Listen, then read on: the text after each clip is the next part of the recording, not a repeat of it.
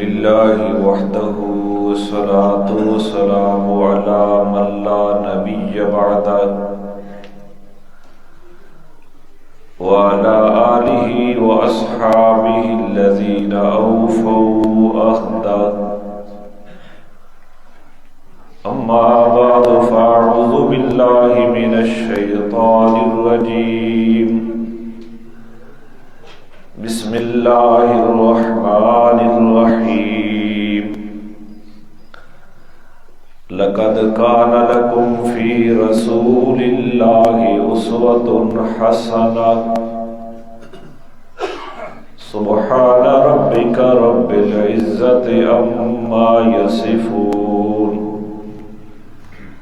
وسلام على المرسلين والحمد لله رب العالمين سبحانك لا علم لنا إلا ما علمتنا إنك أنت العليم الحكيم رب اشرح لي صدري ويسر لي أمري واحلل عقدة من لساني يفقهوا قولي رب يسر ولا تعسر وتممه بالخير وبك نستعين اللهم إنا نسألك علما نافعا ورزقا واسعا وعملا متقبلا شریف پڑھ لیں اللہم صلی علی سیدنا محمد وعلی آل سیدنا محمد افضل صلواتک بعدد معلوماتک وبارک وسلم اللہم صلی علی محمد النبی الأمی وعلی آلہ وسلم تسلیما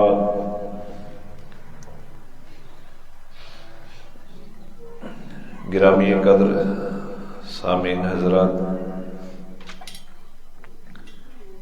رمضان المبارک کا پہلا جمعہ ہے اور ہمارا سلسلہ سیرت النبی صلی اللہ علیہ وآلہ وسلم کا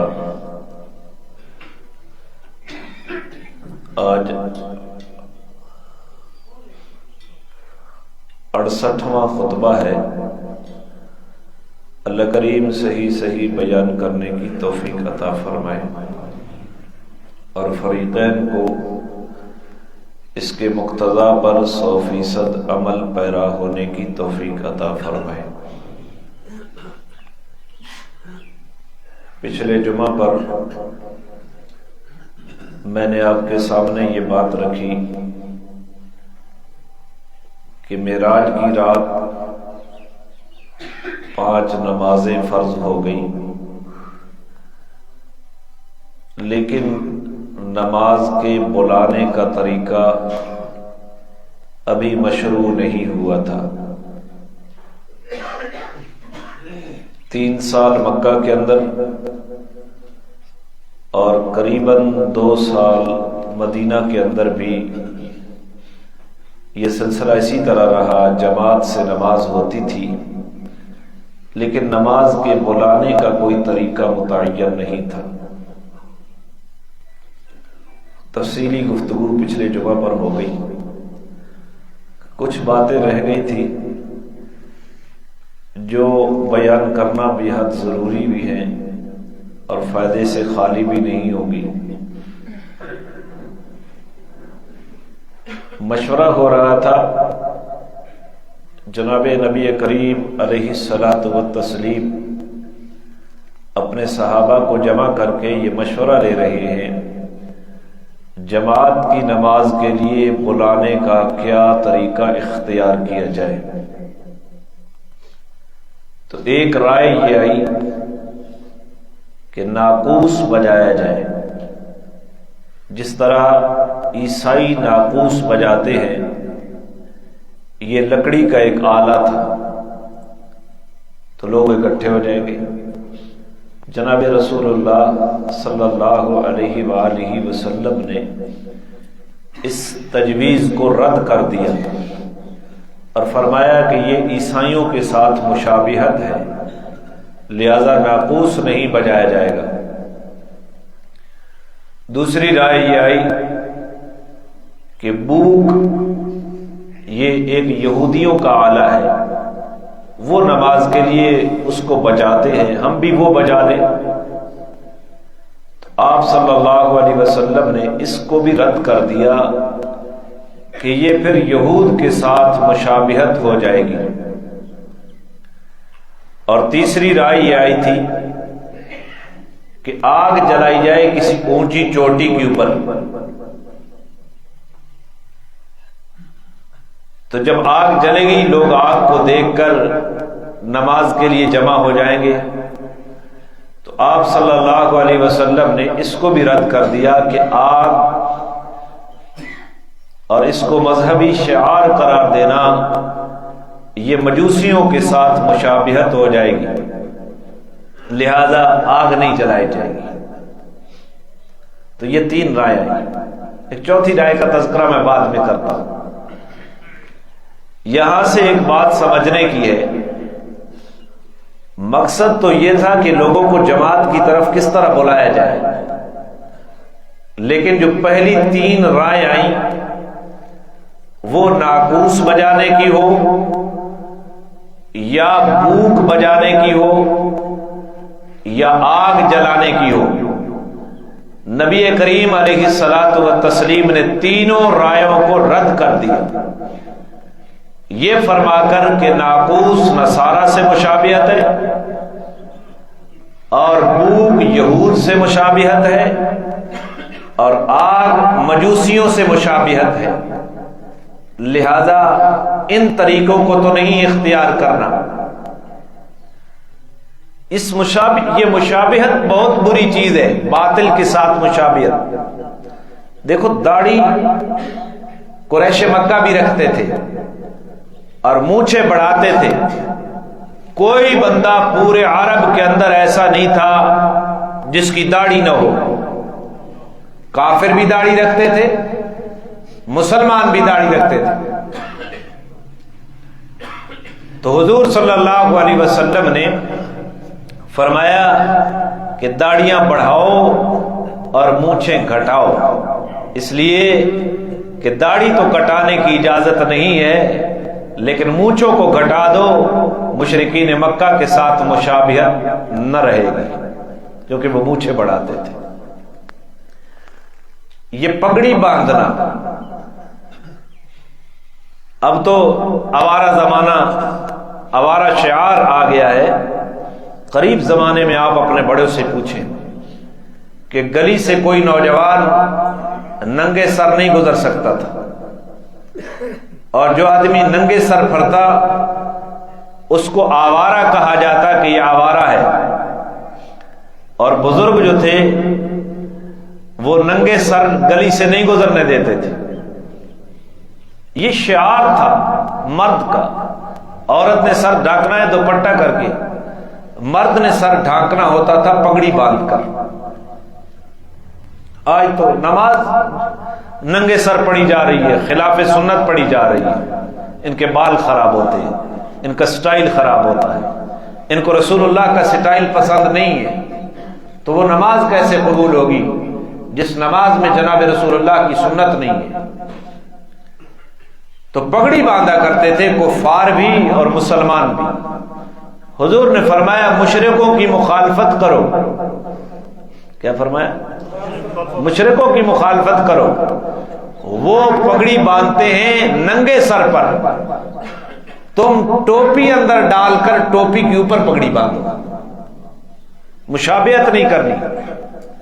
اور حضور کا فرمان ہے من تشبہ بقوم فہو منہم، او کما قال علیہ الصلوۃ والسلام، جس نے جس قوم کے ساتھ مشابہت اختیار کی وہ نتیجے کے اعتبار سے قیامت کے دن انہی میں سے اٹھایا جائے گا۔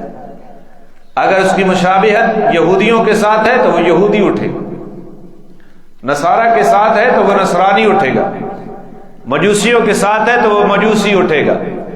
ہندوؤں کے ساتھ ہے تو وہ ہندو اٹھے گا، سکھوں کے ساتھ ہے تو وہ سکھ اٹھے گا، رافضیوں کے ساتھ ہے تو وہ رافضی اٹھے گا۔ تو یہ مشابہت اپنے دینی افعال کے اندر باطل کے ساتھ بالکل جائز نہیں ہے۔ یہ برتھ ڈے کا تصور، ولادت منانے کا تصور، یہ تاریخ اٹھا لے عیسائیت کا ہے۔ اسلام نے برتھ ڈے کا تصور نہیں دیا، یہ ان کے ساتھ مشابہت ہے۔ اور یہ جو تیسرے دن کو ایصال ثواب کے لیے خاص کر لینا، 7ویں کو کر لینا، 10ویں کو کر لینا، 40ویں کو کر لینا، سال کے بعد کو کر لینا، یہ ہندوؤں کے ساتھ مشابہت ہے۔ یہ سارے دن مخصوص کردہ ہیں ہندوؤں کے، مسلمان ان کے ساتھ رہے۔ اور میں بڑے وثوق سے کہہ رہا ہوں، یہ سب کچھ برِ صغیر کی دھرتی پہ ہو رہا ہے، پوری دنیا پھر لو کہیں بھی یہ نہیں ہے۔ ہندوؤں کے ساتھ اس مشابہت کی وجہ سے وہ اب تیسرے دن میت کو جلا دیتے تھے، تیسرے دن وہ پھول اکٹھے کرنے کے لیے، وہ ہڈیاں جو جل جاتی وہ پھول بن جاتی، ان کو اکٹھا کرنے کے لیے ہم نے تیسرے دن پھول بروزنے پکنے کیا رکھ دیا۔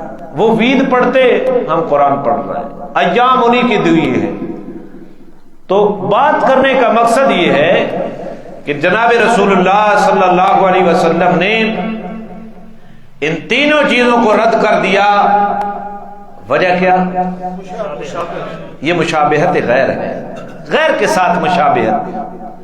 اب محرم کے اندر لوگ کالے کپڑے پہنتے ہیں، کپڑا کوئی بھی ہو وہ پہننا ممانعت نہیں ہے، لیکن ایسا کپڑا پہننا جس کی مشابہت عورت کی طرف، یا عورت ایسا کپڑا پہنے جس کی مشابہت مرد کی طرف ہو تو لعنت آئی ہے اس کے اوپر۔ مرد عورتوں کی وضع قطع بنائے تو عورتوں کے ساتھ مشابہت ہے، اللہ نے تجھے مرد بنایا ہے تو لعنت آئی ہے اس مشابہت کی وجہ سے۔ عورت مردوں جیسا لباس پہن لے تو اس عورت کے اوپر لعنت برسے گی کہ تجھے رب نے عورت بنایا ہے تو مرد بنے پھر۔ محرم کے اندر کالے کپڑے پہننا یہ غم کا شعار بنایا گیا ہے کہ غم ہے، غم کی علامت ہے۔ یہ رافضیت نے دنیا کو دیا ہے، لہذا وہ قابل ترک ہے، مشابہت ہوگی ان کے ساتھ۔ تو اللہ تعالی ہمیں ان چیزوں کو سمجھنے کی توفیق عطا فرمائے۔ میرا مضمون رہ جائے گا، یہ وہاں سے ایک نقطہ نکلتا تھا جو میں پچھلے جمعے پر وقت کی تنگی کے پیش نظر نہیں سمجھا سکا، اس لیے میرا ارادہ بنا کہ آپ جس کو چوتھی رائے یہ آئی کہ جماعت کے ٹائم میں کوئی جھنڈا لہرا دیا جائے اونچی جگہ کے اوپر، لوگ جھنڈے کو دیکھیں گے تو وہ سمجھ لائیں گے کہ نماز کا ٹائم ہو گیا ہے، لہذا مسجد کی طرف جائیں۔ آپ صلی اللہ علیہ وسلم نے اس کو بھی رد کر دیا کہ لوگ جھنڈا دیکھتے رہیں گے۔ جھنڈا تو کوئی ایسی علامت نہیں ہے کہ وہ جھنڈا لہرا دیا جائے اور سارے لوگوں کی نظر ادھر ہو، تو اس کو بھی رد کر دیا۔ اور آپ نے فرمایا جاؤ سوچو غور کرو، کر پھر مشورہ کریں گے۔ تو جب گئے اس کے نتیجے میں حضرت عبداللہ بن زید رضی اللہ تعالیٰ عنہ کو خواب آیا، اور اس خواب میں ایک فرشتے نے آذان سکھائی، اور وہ فجر کے وقت رسول اللہ صلی اللہ علیہ وسلم کو آ کر بتاتے ہیں، اور آپ صلی اللہ علیہ وسلم نے اس خواب کی صداقت کے اوپر مہر لگا کر آپ نے فرمایا کہ یہ خواب سچا خواب ہے، لہذا یہ کلمات آذان کے بلال کو بتاؤ، بلال کی آواز اونچی ہے، آذان بلال دے گا۔ یہ ساری بات گزر چکی پچھلے جمعے پر۔ یہاں چوتھی رائے کے متعلق ایک بات تبلیغیوں کو میں ذرا متوجہ کروں گا ادھر۔ حضرت شیخ الحدیث مولانا محمد زکریا کاندھلوی رحمت اللہ علیہ، ان کی ایک شرح ہے بخاری کی، یہ جو درس دیتے تھے نا بخاری کا، تو طلباء اس سبق کو محفوظ کرتے ہیں، غالباً اس شرح کا نام ہے تقریر بخاری۔ اس کے اندر میں نے پڑھا، حضرت کہتے ہیں جب تبلیغی جماعت بنائی گئی تو اس وقت لوگوں نے کہا مولانا الیاس کاندھلوی رحمہ اللہ کو کہ آپ کی جماعت کا کوئی نہ کوئی جھنڈا ہونا چاہیے، ساری جماعتوں کے جھنڈے ہیں، تبلیغی جماعت کا بھی کوئی جھنڈا ہونا چاہیے۔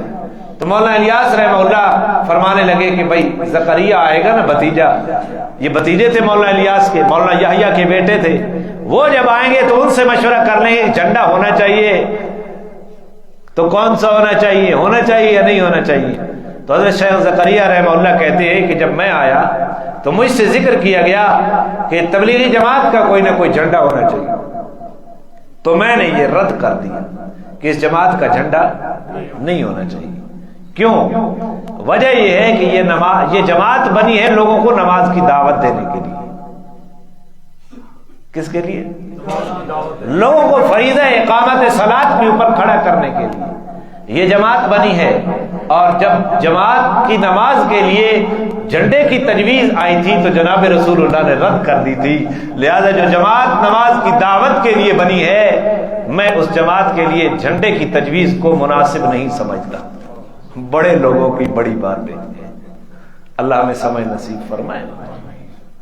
تو جھنڈا کو جماعت کا علامت ہوتی ہے، وہ کوئی ایسا نہیں تھا کہ ناجائز تھی، لیکن حضرت کا اپنا ایک ذوق تھا کہ ہم بغیر جھنڈے کے چلیں، بغیر کسی خاص شعار کے، بغیر کسی نشان کے چلیں. تو اللہ ہمیں اپنے اکابر کے طرز کو سمجھنے کی توفیق عطا فرمائے. تو یہ باتیں تھیں جو پچھلے جمعے میرے ذہن میں آئیں لیکن وقت کی پیش نظر میں نہ کر سکا. اب اس سے آگے چلتے ہیں.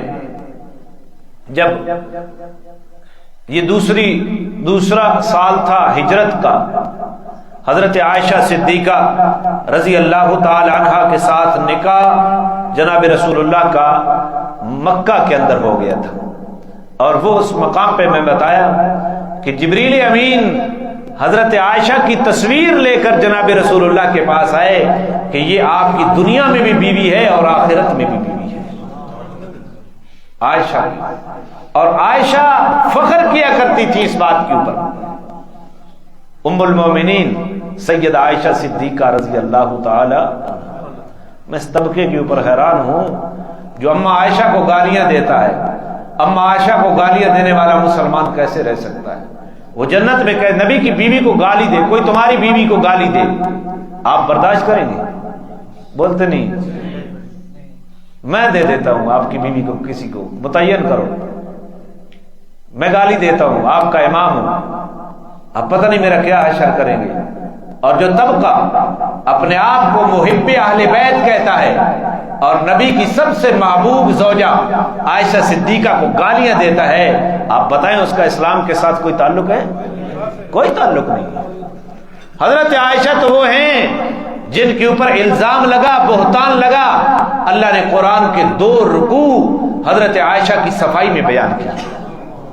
اور وہ طبقہ اپنے آپ کو حب آل بیت کا دعوے دار آج بھی حضرت عائشہ کے اوپر بہتان لگاتا ہے. جس بہتان کی صفائیاں خدا دیتا ہے اسی بہتان کا ذکر وہ طبقہ کرتا ہے. آپ مجھے بتائیں اسلام کا دور دور کے ساتھ اس کا کوئی واسطہ ہے؟ حضرت عائشہ کے ساتھ نکاح مکہ میں ہوا 2 ہجری میں. 18 ماہ کے بعد، ہجرت کے 18 ماہ کے بعد حضرت عائشہ کی رخصتی ہوئی جناب رسول اللہ صلی اللہ علیہ وسلم کے ہاں. اور حضرت عائشہ کی جب رخصتی ہوئی، اب روایات میں صراحتاً آتا ہے کوئی ولیمہ نہیں ہوا جی، کوئی ولیمہ نہیں ہوا. یہ امام الانبیاء کی شادی ہے اور حضور کی یہ شادی ایک کنواری عورت کے ساتھ ہے، حضرت عائشہ کے ساتھ. باقی ساری شادیاں وہ کسی کنواری عورت کے ساتھ نہیں ہے. کنواری آپ کی بیوی ہے تو وہ عائشہ صدیقہ رضی اللہ عنہا. ولیمہ کوئی نہیں ہوا. ہم تو فرض سمجھتے ہیں نا، اور وہ بھی پیسے لے کر، کھارا لے کر. حاجی گل صاحب آئے بیٹھے پشتون تو کون گینے، لیکن اتنے پنجاب چاڑنے عادت پاؤن لگ گئی تھوڑی تھوڑی.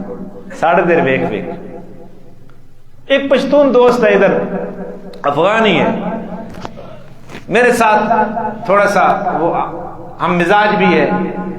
تو میں نے اس کو کہا آپ کی عادتیں بڑی سنت کے قریب ہیں، آپ کی معاشرت، آپ کا سماج اگرچہ وہ رواج ہے لیکن سنت کے بہت قریب ہیں آپ. لیکن ایک بہت بری عادت ہے کہ یہ جو آپ بچی کو منگنی کر کے دیتے ہیں تو پیسے لیتے ہیں. تو تھوڑا سا میں جھجکا الفاظ کے چناؤ میں. تو وہ کہتا ہے استاد جی صاف کہہ دینا کہ بے غیرتی ہے. کیا ہے؟ بے غیرتی ہے. تو پھر مجھے وہ خود کہتا ہے آپ جب شادی کے اوپر مہمانوں کو بلاتے ہیں اپنے گھر کہ ہمارے بیٹے کی شادی ہے، آپ کا کھانا ہمارے ہاں ہے، آپ کاپی لے کر وہاں اس کا بل لکھنا شروع ہو جاتے ہیں، یہ غیرت ہے؟ تو میرے دماغ میں آیا کہ ہمارے رواج کی گندگی ہمارے رواج کے نیچے چھپی ہوئی ہے، اور ان کے رواج کی گندگی ان کے رواج کے نیچے چھپی ہوئی ہے، جو انہیں نظر نہیں آتی ہمیں نظر آ رہی ہے، اور ہمارے رواج کی گندگی ہمیں نظر نہیں آتی، اس رواج کے عام ہونے کی وجہ سے باقی قومیں اس کو محسوس کر رہی ہیں۔ اور جو کچھ میں نے پڑھا یہ بالکل ولیمہ نہیں ہے، معاوضہ لے کر اس کا نام ولیمہ رکھنا میری سمجھ کے مطابق یہ اللہ کے نبی کی سنت ولیمہ کی توہین ہے۔ ولیمے کی حیثیت کیا ہے؟ حیثیت یہ ہے کہ جس جوڑے کو اللہ تعالیٰ نے شادی کی نعمت عطا کی ہے، نکاح کی نعمت عطا کی ہے، اس نعمت کے شکرانے میں وہ لوگوں کو کچھ کھلا پلا دے، یہ شکرانہ ہے، ہم نے اس کو افزانہ بنا دیا ہے، لکھ رہے ہیں یہ قرض ہے، قرض، اور ایسا بدترین قرض ہے جس کی اولاد نہیں ہے وہ آپ کے اور میرے گھر میں قرض دے رہا ہے، لیکن اس کے گھر میں اولاد چونکہ نہیں ہے، اب اس کے ہاں اس قرض کی وصولی کی کوئی صورت نہیں۔ آپ سیرت کا مطالعہ کریں، آپ حدیث کا مطالعہ کر کے دیکھیں، رسول اللہ صلی اللہ علیہ وسلم مقروض کا جنازہ نہیں پڑھایا کرتے تھے۔ جب اسلام کو غلبہ حاصل ہوا تو مال غنیمت سے مقروض کے قرض کی بیت المال سے رہائی کی کوئی صورت بنائی دی جاتی، وگرنہ اس سے پہلے جب تک قرض کی کوئی صورت ادائیگی کی نہ بنتی آپ جنازہ نہیں پڑھاتے تھے۔ آپ حدیث کا مطالعہ کر کے دیکھیں کہ شہید جنتی ہے جہنمی ہے؟ بولتے نہیں ہیں، لیکن اگر شہید مقروض ہے تو جنت میں نہیں جائے گا۔ یہ قرض اتنی بری بلا ہے، لیکن ہم رواجی قرض میں پھنسے ہوئے ہیں، کھارا ہے، ٹکی ہے، یہ سارے قرض ہیں، اور اس نیت سے دینا کہ آج میں 100 روپے دے رہا ہوں، کل میرے بیٹے کی شادی 10 سال بعد آنی ہے، روپے کی ویلیو ڈاؤن ہو رہی ہے، یہ 1000 آ جائے گا، اس نیت سے دینا یہ سودی قرض ہے۔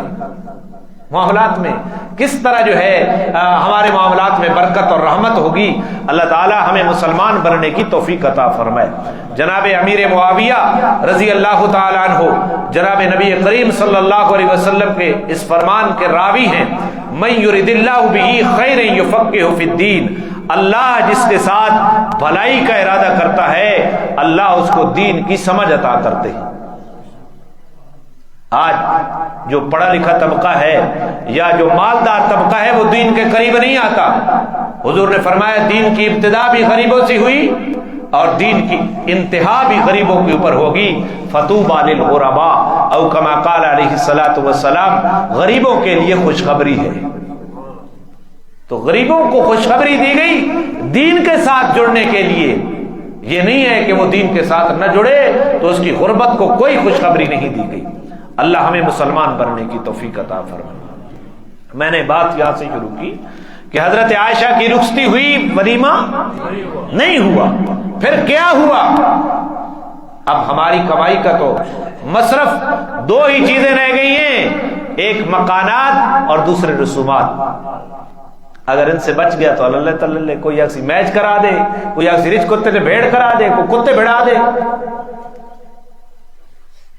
اور مکانات کے بارے میں حضور نے فرمایا کمائی کا بدترین مصرف اس کو مٹی اور گارے کے سپرد کرنا ہے۔ بنانے پھر بھی ہیں، ضرورت ہے مکان کے، لیکن یہ حدیث اس طرف رہنمائی کر رہی ہے کہ مکان اتنا بناؤ جو تمہاری ضرورت کے لیے کافی ہو جائے۔ لیکن آج مکانات نمائش کے لیے ہیں، رہائش کے لیے مکان بنانا جائز ہے، آسائش کے لیے اس کے اندر سہولیات کا فراہم کرنا یہ بھی جائز ہے، لیکن نمائش کے لیے مکان بنانا حرام ہے۔ کسی نے اپنے گھر کا پائپ پڑا ہے وہ دینے کے لیے تیار نہیں ہے، گھر کے اندر سیڑھی پڑی ہے پڑوسی مانگنے کے لیے آیا وہ دینے کے لیے تیار نہیں ہے، اور ویسے پڑوسیوں کے اوپر دروازہ بند رہتا ہے، گھر بڑا عالیشان ہے، اب پڑوس میں اگر کوئی فوتگی ہو گئی نہیں فیتہ سیدھے گھر بڑھے گی، کیوں؟ خیر خائی ہے، لوگ آئیں گے اور یہ عالی شان مکان دیکھیں گے اور واہ واہ کریں گے. یہ نمائش ہے, یہ حرام ہے. اللہ تعالی ہمیں مسلمان بننے کی توفیق عطا فرمائے. ہمارے اکابر حضرت مولانا سید اصغر حسین دارالعلوم دیوبند کے استاذ حدیث ہیں, مالدار تھے اور ان کا گھر غریبوں کے محلے کے اندر تھا. انہوں نے پختہ مکان بنا سکتے تھے لیکن نہیں بنایا. کسی شاگرد نے پوچھا حضرت مکان پرانا ہو گیا ہے, پختہ بنا لو. فرمایا کہ اگر میں پختہ بنا لوں تو میرے محلے کے غرباء کا کیا بنے گا, ان کے دل کے اوپر کیا گزری گا. پڑھو اپنے اکابر کو, انہوں نے دین اسلام کو کس طرح سمجھائے اور میں نے دین اسلام کو کس طرح سمجھا ہے. تو حضرت عائشہ کے ساتھ رخصتی ہو گئی, ولیمہ نہیں ہے. پھر کیا ہوا؟ خود کہتی ہیں حضرت سعد بن عبادہ رضی اللہ تعالیٰ عنہ کے گھر سے کھانا آتا تھا. وہ کھانا آیا روٹین کا اور ساتھ ایک دودھ کا پیالہ بھی انہوں نے دیا. نبی علیہ الصلوۃ والسلام نے اسی دودھ کے پیالے کو پیا, پہلے خود پیا اور پھر مجھے کہا کہ یہ تو پی لو, یہی ولیمہ ہے. اپنی بیوی کو دودھ پلا دیا, یہی ولیمہ ہے. اور کہاں پوری زندگی کی کمائی. اس چکر میں ہم نے 3000 آدمیوں کی دعوت کی ہوئی ہے. دعوت کی ہوئی ہے. بے شرمو, یہ دعوت ہے, یہ ہوٹل ہے آپ کا. چلو ہوٹل کے اوپر تو کسی چیز کی قیمت ہوتی ہے, وہ طے ہوتی ہے, لیکن ہم جو لے رہے ہیں وہ طے نہیں ہے, بلکہ جتنا زیادہ دے رہی ہے آپ اپنے اس ساتھی کے لیے مشکلات میں اضافہ کر رہے ہیں. بتاؤ, آپ 20,000 کھارے کی مد میں دے گئے, کون سا احسان آپ نے کیا؟ کل اس کے حالات پتہ نہیں کیسے ہوں گے, اس نے تو واپس کرنا ہی کرنا ہے. وہ 20 کیا کرے گا, وہ کہے گا آپ 30 دے دیں گے, اور ہو سکتا ہے آپ دے بھی اس لیے گئے ہوں کہ یہ 20 ہے, کل 30 آئیں گے. اس میں ہر طرف بے غیرتی اور بے حیائی نے لپیٹا ہوا ہے اس کو, لیکن ہمیں اس کی سمجھ نہیں آتی. آسودگیاں پیدا کرو. جہاں صدیق آباد میں مولوی صاحبان کے بیٹوں کی شادی تھی, میں بھی مدعو تھا, تو مجھے کہنے لگے بڑی شادی ہے. میں کہا چلو. تو وہ کاپی والا ادھر بیٹھا تھا, 3-4 ساتھی داڑھیوں والے, میں نے ان کو بلایا, آؤ بھائی ہم بھی کھارا لکھوانے کے لیے جائیں. وہ 4-5 گئے, 5 روپے میں نے ادھر لکھوائے اور 5 روپے ادھر لکھوائے. نیت یہ تھی کہ جب یہ کاپی پڑے گے نا تو یہ میرے 5 روپے ان کو دعوت دیں گے. تو 5-5 روپے میں نے لکھوائے. تو بعد میں نکلے نا تو ایک حافظ صاحب تھے صدیق آباد کے, وہ کہتے ہیں مولوی صاحب بڑا شرم دوایا نے. میں کہا جناب پیسے میں تھوڑے دیتے ہیں, تو شرم تو ہم زیادہ آیا, ایک ہی وجہ ہے. اس کا اور مولوی خراب ہی کرے سی. خیر کھانے پہ بیٹھ گئے. اب لوگ اٹھ گئے تو ہم بیٹھے ہیں, اتنے میں وہ کھانا کھلانے والے آ گئے اور ٹیبل صاف کرنے لگے. میں نے اس کا ہاتھ پکڑ لیا, میں نے کہا بھائی دیکھو کاپی میں بل پورا لکھا ہوا ہے ہمارا, آپ کیوں آ گئے برتن اٹھانے کے لیے؟ تو وہ بھاگا وہاں سے.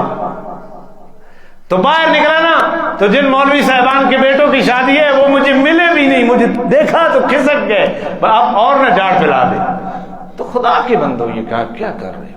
مسلمان ہو, مسلمان دوسرے کے لیے آسائشیں اور سہولتیں پیدا کرتا ہے, اور اس کا نمونہ امام الانبیاء صلی اللہ علیہ وسلم نے دیا کہ وہ دودھ کا پیالہ سعد بن عبادہ کے گھر سے جو روٹین کا کھانا آیا وہ بھی کھایا, اور جو دودھ کا پیالہ اضافی آیا خود پیا, اور باقی بیوی عائشہ صدیقہ کو پلایا اور فرمایا یہی ولیمہ ہے. ایک کھجور کا دانہ کھلا دو, ولیمے کی سنت ادا ہو جائے گی. لیکن کون بدلے گا؟ آپ یہ کہیں کہ میں نے نہیں کرنا تو پھر اگلی نسل کے لیے آپ مشکلات پیدا کر رہے ہیں. کسی نے تو پہلی سیڑھی بننا ہے, وہ میں بن جاؤں تو میری سعادت ہے. من تمسک بسنتی عند فساد امتی فلہ اجر 100 شہید او کما قال علیہ الصلوۃ والسلام. جس نے میری امت کے بگاڑ کے وقت میری ایک سنت کو زندہ کیا اس کو 100 شہیدوں کا ثواب ملے گا. بتاؤ یہ امت کا بگاڑ نہیں ہے؟ جہاں ولیمے کی سنت کی شکل بدل دی گئی, جہاں جنازے کی شکل بدل دی گئی ہو، جہاں آذان کو بدل دیا گیا ہو، جہاں ایصال ثواب کے طریقوں کو بدل دیا گیا ہو، یہ امت کا بگاڑ نہیں ہے تو کیا ہے؟ ان بگاڑ کے اوقات میں اس اصلی سنت کو زندہ کرنا 100 شہید کا ثواب ہے۔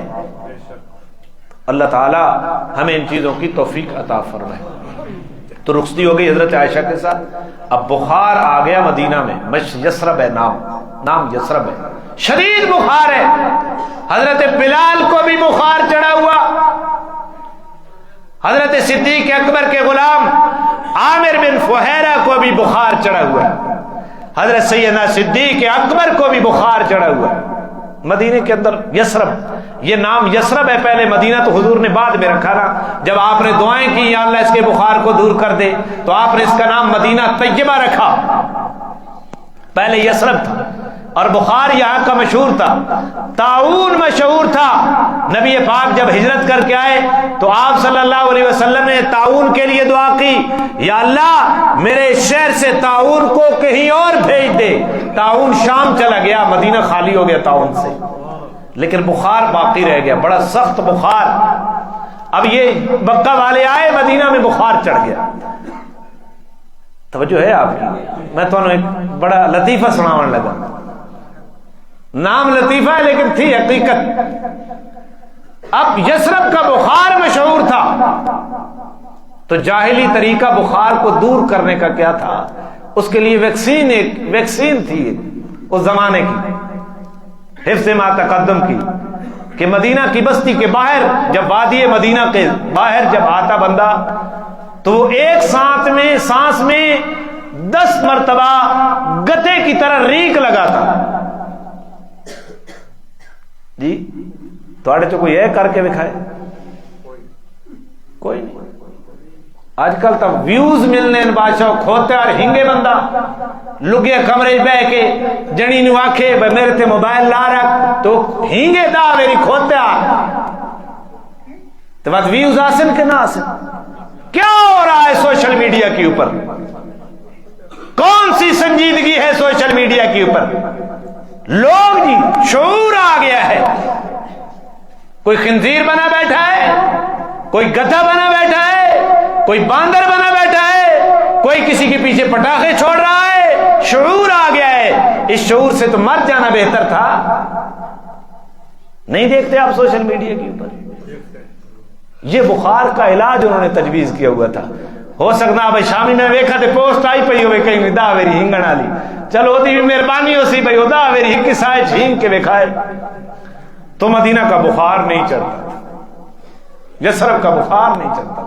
اور واقعی وہ گدھے کی طرح رینگتے اور بخار تو بات گدھے اور ہنگنا ٹھیک ہے؟ میں تھوڑے کو پوچھ رہا ہوں، کوئی بندہ قبر کے آگے سجدہ کرے اور اس سجدے میں رب سے اولاد مانگے، اسے اولاد مل جائے تو قبر کا سجدہ جائز ہے؟ کوئی بندہ بت کے آگے منت مانے اور وہاں وہ شادی کے لیے بیوی مانگے اور اس کی شادی ہو جائے تو پھر بت کے سجدے، بت کی منتیں جائز ہو گئی؟ او بھائی کام ہو جانا یہ اس کے جواز کی دلیل نہیں ہوتا۔ آج لوگ شرک کے اندر مبتلا ہیں کہ وہ باطل طریقے سے اپنی منتیں مرادیں پوری کر رہے ہیں اور وہ کہتے ہیں کہ میرا کام ہو گیا، لہذا یہ سند جواز نہیں ہے، وہ ناجائز ہے۔ جواز کے لیے قرآن کا مطالعہ کرنا پڑے گا یا امام الانبیاء صلی اللہ علیہ وسلم کے فرمان کا مطالعہ کرنا پڑے گا۔ تو رینگتے اب صحابہ تو صحابہ تھے نا، 15ویں صدی والے کو گدھے تھوڑے ہیں۔ صحابہ نے تو یہ کام نہیں کیا، وہ آئے یثرب کا بخار چڑھ گیا۔ حضرت عائشہ اپنے والد کو پوچھنے کے لیے گئی تو ابو بکر صدیق، عامر بن فہیرہ اور حضرت بلال یہ اکٹھے رہتے تھے، تینوں کو بخار چڑھا ہوا۔ بلال بخار میں کہہ رہا ہے مکے کے چودھریوں کو، سرداروں کو لعنتیں بھیج رہا ہے بلال کہ جنہوں نے ہمیں اپنے شہر سے نکال کر بخار والی زمین کے اوپر پھینک دیا ہے، اللہ ان کو تباہ و برباد کر۔ حضرت عائشہ کو بھی بخار چڑھ گیا، تمام صحابہ کو بخار۔ حضرت عائشہ واپس آئی اور واپس آ کر رسول اللہ کو بتایا کہ میرے والد کو بھی بخار ہے، عامر بن فہیرہ کو بھی بخار ہے، اور بخار بلال کو تو اتنی شدت سے ہے کہ بلال تو قریش مکہ کو گالیاں دے رہے ہیں، بد دعائیں دے رہے ہیں۔ نبی پاک نے ہاتھ اٹھائے، اللہ یثرب کے بخار کو یہاں سے جوفہ میں منتقل کر دے۔ مدینہ سے بخار کا خاتمہ ہو گیا۔ حضور نے کیا علاج کیا؟ کس سے؟ اللہ تے مکے مدینے دے مشرک کیڑا علاج کرے نے؟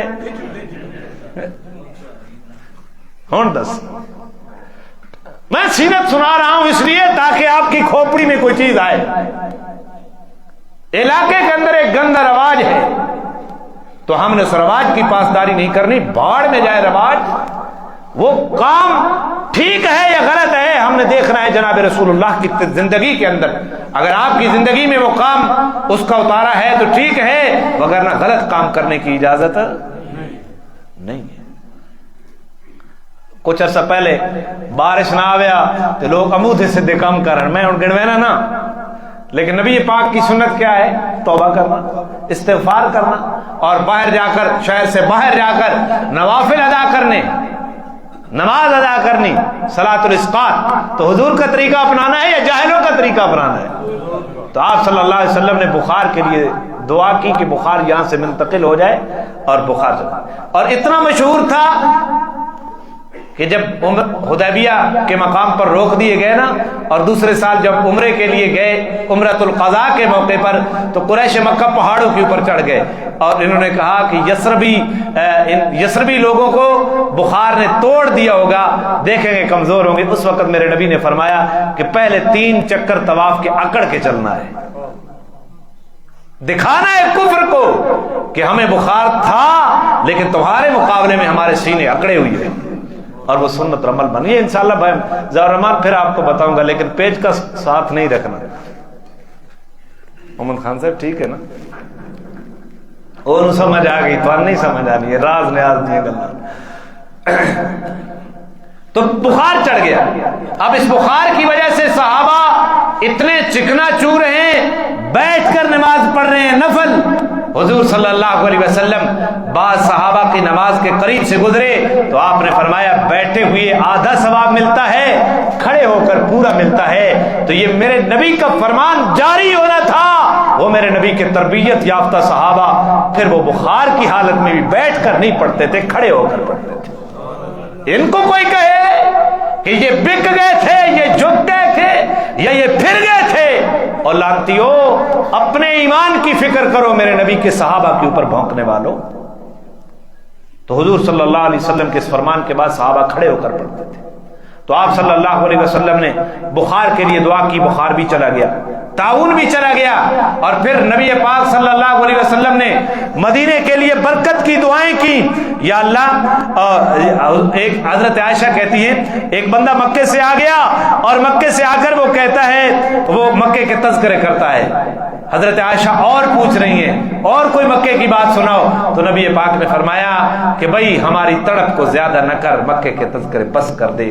اس کے بعد رسول اللہ صلی اللہ علیہ وسلم نے مدینے کے لیے دعائیں شروع کر دی، اللہ اس کے مد، اس کے پیمانے، یہ ٹوپا وغیرہ، ان چیزوں میں برکت عطا فرما دے، یا اللہ اس کی تجارت کے اندر برکت عطا فرما دے۔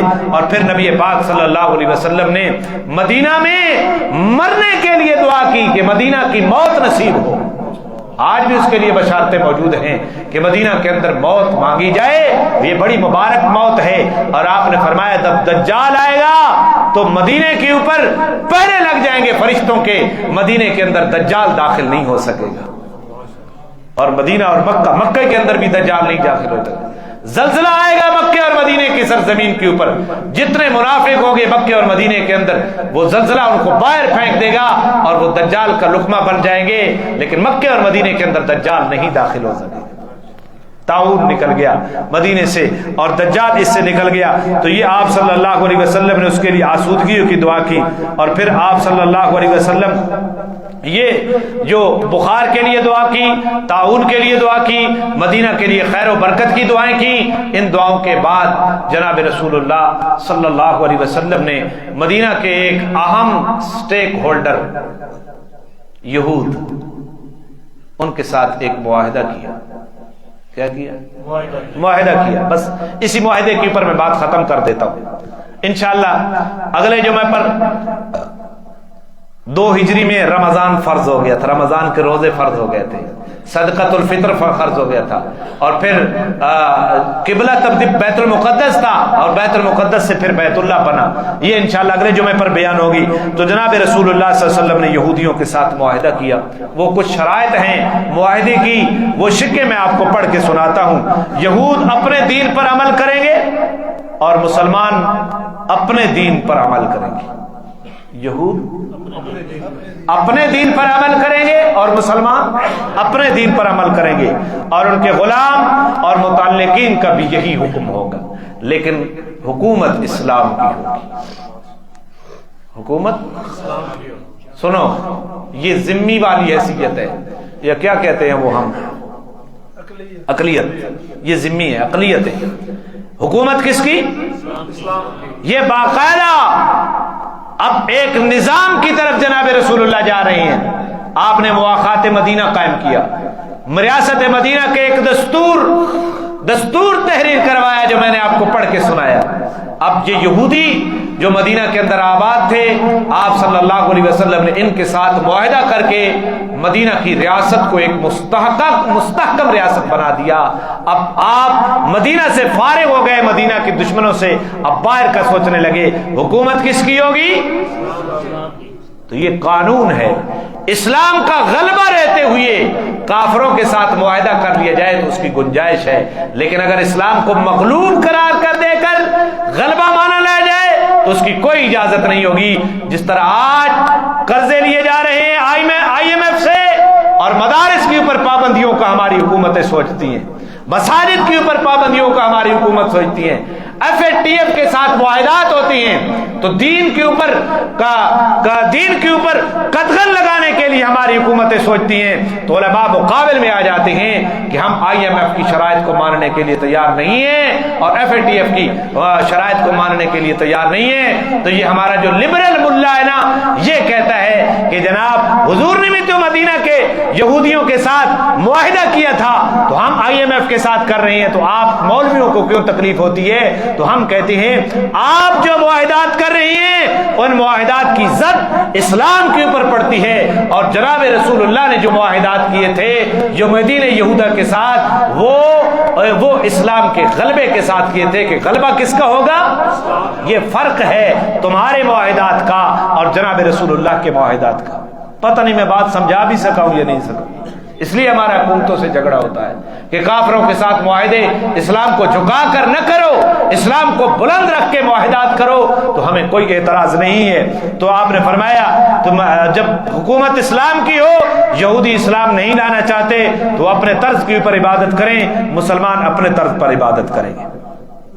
دوسرا, یہودی اس ریاست کے اندر اپنے اخراجات کے خود ذمہ دار ہوں گے اور مسلمان اپنے اخراجات کے خود ذمہ دار ہوں گے. اپنے اخراجات کے خود ذمہ دار ہوں گے. جو طاقت تیسری شک, جو طاقت اس معاہدے کے کسی فریق سے جنگ کرے گی, یہود کے ساتھ کوئی طاقت جنگ کرے گی یا مسلمانوں کے ساتھ کوئی طاقت جنگ کرے گی, تو سب مل کر اس کے خلاف جنگ لڑیں گے. سب مل کر. آج جو اقلیتیں مسلم حکومتوں کے اندر رہتی ہیں ان کو پورا تحفظ ہے, کوئی مسلمان ان کو مارے ریاست ذمہ دار ہے ان کی, کوئی بیرونی قوت ان کو مارے ریاست ان کی ذمہ دار ہے. اور اسی کا نام سیاست ہے نا جی. ووٹ کا نام سیاست نہیں ہے, ووٹ توڑنا جوڑنا اس کا نام سیاست نہیں ہے. ووٹ تو حکومت تک پہنچنے کا ایک ذریعہ بن گیا ہے.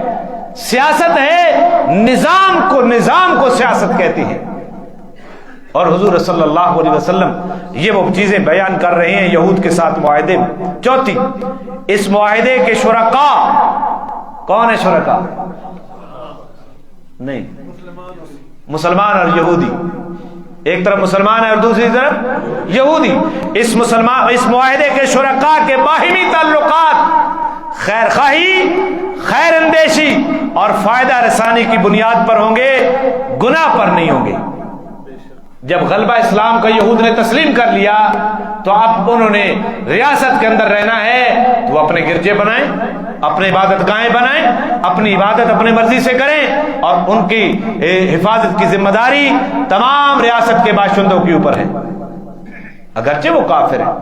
اور پانچویں شک، کوئی آدمی اپنے حلیف کی وجہ سے مجرم نہیں ٹھہرائے گا۔ حلیف دوستانہ تعلقات، یہودیوں کا کوئی دوست قبیلہ تھا، اس قبیلے نے کوئی غلطی کی ہے تو یہودیوں کو اس کی سزا دی جائے۔ سنو رسول اللہ کا فرمان، کوئی آدمی اپنے حلیف کی وجہ سے مجرم نہیں ٹھہرے۔ مرداڑا دے اندر کسی افغانی کو کوئی غلطی ہو گئی، اے سارے مچھا واٹ اے شروع ہو گئے جنہوں نے کٹو سونا چو، کیوں بھائی؟ ایک بندے کی غلطی کی وجہ سے پوری قوم کو باہر نکالو، بڑے راٹھ آئے جی، کوئی اصول ہوتا ہے، اسی بندے کو سزا دو جس بندے کی غلطی ہے، کمزور سمجھ کر پوری قوم کو سزا دی جا رہی ہے۔ نبی پاک نے فرمایا کہ کسی کو اس کے حلیف کی وجہ سے مجرم نہیں ٹھہرایا جائے گا، کہ غلطی کوئی کرے کیونکہ تیری اس کے ساتھ دوستی ہے، تیرا اس کے ساتھ تعلق ہے، لہذا تجھے بھی سزا دی جائے گی، ایسا نہیں ہوگا۔ چھٹی شک، مظلوم کی مدد کی جائے گی، مظلوم کوئی بھی ہو اس کی مدد کی جائے گی۔ اب ہمارا سیاستدان بھی دیکھتا ہے کہ مدد اس کی جائے جس کے کھاتے میں کچھ ووٹ ہو، ووٹ نہ ہو تو نہیں سکے گننا ہے نہ کو، جس کو 8 ووٹ ہے نسی اودی مدد کر سا، جڑا لکا بندہ ہے اودی مدد کرن دی کوئی ضرورت۔ حضور نے فرمایا مظلوم کی مدد کی جائے گی چاہے وہ کوئی بھی ہو۔ اور 7ویں شک، جب تک جنگ برپا رہے گی یہود بھی مسلمانوں کے ساتھ خرچ برداشت کریں گے، جنگ ہوگی مدینہ کے اندر تو پھر یہودی بھی خرچ برداشت کریں گے۔ اور 8ویں شک، اس معاہدے کے سارے شرکاء پر مدینہ میں ہنگامہ آرائی اور کشت و خون حرام ہوگا، مسلمان بھی ہنگامہ آرائی کریں حرام ہے، اور اگر یہود بھی ہنگامہ آرائی کریں تو کیا ہے؟ حرام ہے۔ کس طرح ریاست کو جناب رسول اللہ پرامن بنا رہے ہیں۔ آج پاکستان ہے، 2 صوبے چل رہے ہیں، افغانستان خیبر پختونخوا جل رہا ہے، بلوچستان جل رہا ہے۔ عالمی سامراج کی سازش یہ ہے خیبر پختونخوا کو الگ کر دیا جائے اور بلوچستان کو الگ کر دیا جائے۔ آپ پنجاب کو کیا کریں گے؟ کیا کریں گے؟ لیکن ہماری اسٹیبلشمنٹ وہ گنگناتے نہیں تھکتی، وہاں سے کوئی پیغام آئے، اللہ تعالیٰ میں سمجھ نصیب فرمائے۔ اس معاہدے کے فریقوں میں کوئی بات یا جھگڑا پیدا ہو جائے جس میں فساد کا اندیشہ ہو، معاہدے کے فریقین کے درمیان کوئی نئی بات پیش آ گئی، کوئی فتنہ پیش آ گیا، کوئی فساد برپا ہونے کا خطرہ پیش آ گیا، تو فیصلہ اللہ اور اللہ کا رسول کرے گا۔ کون کرے گا؟ اللہ اور اللہ کا۔ اس کا کیا مطلب ہے اس جملے کا؟ فیصلہ شریعت کرے گی۔ فیصلہ کیا کرے گی؟ شریعت کرے گی۔ اب شریعت میں چاہے مسلمان مجرم ہے تو مسلمان مجرم بنے گا، اگر کافر مجرم ہے تو کافر مجرم بنے گا۔ 10ویں شک، قریش اور اس کے مددگاروں کو پناہ نہیں دی جائے گی، یہودی بھی پناہ نہیں دیں گے اور مسلمان بھی پناہ، کیونکہ وہ مسلمانوں کے دشمن ہیں۔ 11ویں شک، جو کوئی یثرب پر دعویٰ بول دے اس سے لڑنے کے لیے سب باہم تعاون کریں گے اور ہر فریق اپنے اپنے اطراف کا دفاع کرے گا۔ جدھر کوئی رہتا ہے جغرافیائی حدود کی تحفظ اس کی ذمہ داری ہے، اس محلے کا تحفظ اس محلے کے ذمے ہے، اس محلے کا تحفظ اس محلے کے ذمے ہے۔ تمام لوگوں نے مل کر مدینہ کا دفاع کرنا ہے۔ اور 12واں، یہ معاہدہ کسی ظالم اور مجرم کے لیے آڑ نہیں بنے گا۔ ظالم مسلمان ہو تب بھی اس معاہدے کو آڑ نہیں بنایا جائے گا، ظالم یہودی ہو مجرم یہودی ہو تب بھی یہ معاہدہ آڑ۔ تو کس طرح جناب رسول اللہ کی قیادت میں مسلمان آگے چل رہے ہیں اور کس طرح مدینہ کے یہود کے ساتھ آپ صلی اللہ علیہ وسلم نے مدینہ کی ریاست کو سیف کر لیا۔ یہ معاہدہ غزوۃ الاحزاب کے موقع پر یہودیوں نے توڑا اور احزاب سے فارغ ہوئے۔ ابھی نبی پاک نے ہتھیار نہیں اتارے تھے، جبریل امین آ گئے، یا رسول اللہ بنی قریظہ کی خبر لو۔ ابھی جاؤ بنی قریظہ میں اور یہودیوں کا ستیہ ناش کرو، انشاءاللہ وہ ساری چیزیں آتی رہیں گی۔ اللہ میرا اور آپ کا حامی و ناصر ہو، اور اللہ عمل پیرا ہونے کی توفیق عطا فرمائے۔ 2-4 منٹ میں